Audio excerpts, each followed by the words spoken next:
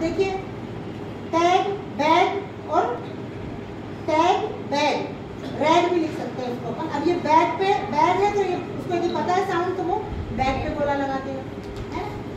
ये देखिए लास्ट वाला गैप, मैप, टैप, मैप क्या पे लगाएगा वो बोला मैप।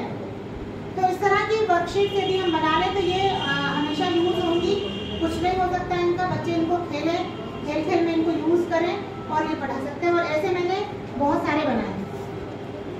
ये देखिए इसमें भी आप एस से स्टार्टिंग होने वाले उसको बोला करेंगे। जैसे एस से क्या है स्पून, स्नेल, यहाँ पर बोला कर दिया, स्पून इसमें टिक लगा दिया। ए से क्या होगा एरो, ठीक है ना। यहाँ पर कैट में एक ही साउंड मिडिल साउंड है और एरो में बिगिनिंग साउंड है। अब यहाँ पर टी का sound tap, beginning sound tap. P से पंपकिन, न से नोज, ये बिगिनिंग साउंड और एंडिंग साउंड सिखाने के लिए। फिर इसके बाद में आप अल्फाबेट, ये अल्फाबेट है आई।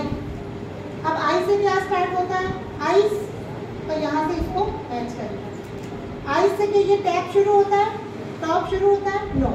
तो फिर यहाँ पर ये बच्चा इसको नहीं करेगा। यदि वो आई की साउंड पहचानता है तो आयन, फिर इंडिया, फिर इग्लू, आइसक्रीम, ये और इंजेक्शन, है ना।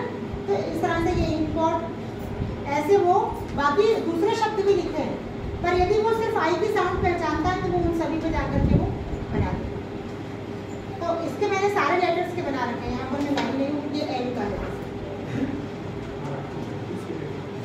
अब देखिए यहाँ पर भी आप साउंड इससे पूछ सकते हैं, व्हाट इज दिस?